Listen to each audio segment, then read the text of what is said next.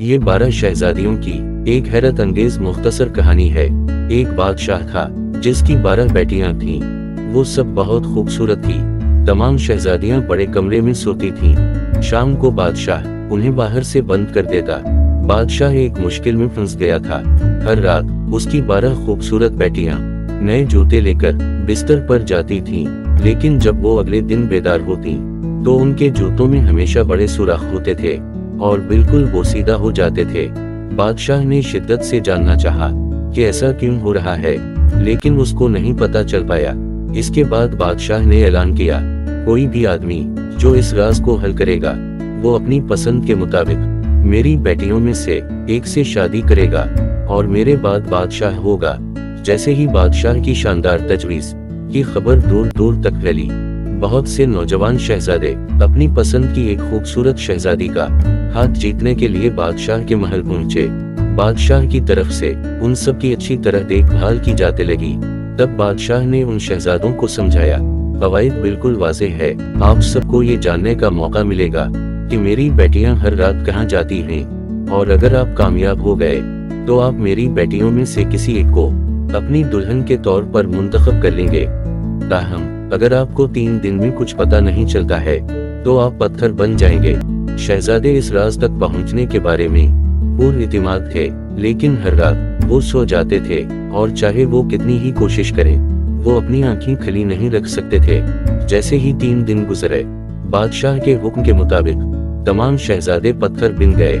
एक दिन एक सिपाही महल से गुजर रहा था। जब उसे एक बूढ़ी औरत से बादशाह की पेशकश के बारे में सुना तो उसने कहा, ये एक मुनसिफाना मुकाबला लगता है, और अब जबकि मैं लड़ते लड़ते बहुत थक गया हूँ, मैं बादशाह बनना पसंद करूंगा। मैं जाना चाहता हूँ और शहजादियों के इसरार को हल करने की कोशिश करना चाहता हूँ। बूढ़ी औरत ने कहा, अब इतना मुश्किल नहीं होगा। रात को शहजादियों की तरफ से दी गई कोई चीज ना पीना और सब ठीक हो जाएगा। फिर इसने उसे एक चादर दी और कहा, अगर तुम उसे पहनोगे तो तुम पोशीदा हो जाओगे। सिपाही ने बुढ़िया का शुक्रिया अदा किया और महल की तरफ रवाना हो गया।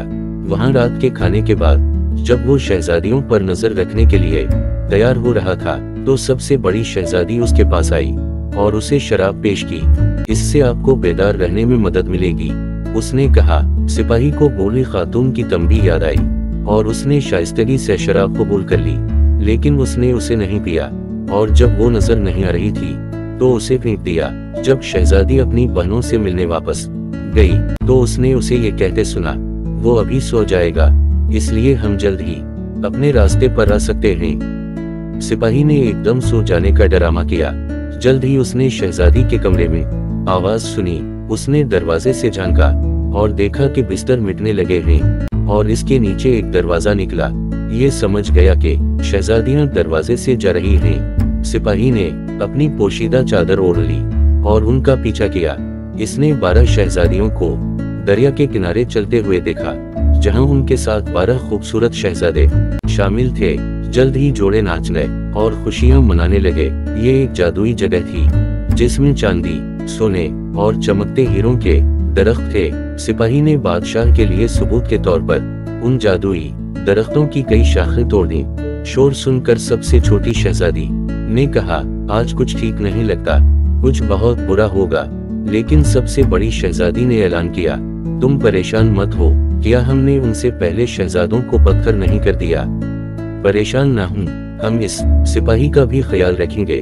ताहम अगली सुबह सिपाही ने बादशाह को पिछली रात के वाकयात के बारे में बताया। इसने सबूत के तौर पर सोने, चांदी और हीरे की शाखें भी बादशाह के सामने पेश की। बादशाह ने सिपाही की बात मान ली और इससे कहा कि वो अपनी दुल्हन का इंतखाब करे। सिपाही ने ऐलान किया, क्योंकि मैं खुद काफी बुरा हूँ, मैं आपकी सबसे बड़ी बेटी को अपनी दुल्हन के लिए चुनूंगा। चंद दिनों के अंदर बादशाह ने अपनी बड़ी बेटी का हाथ सिपाही को दे दिया, जो एक दिन नया बादशाह बन गया।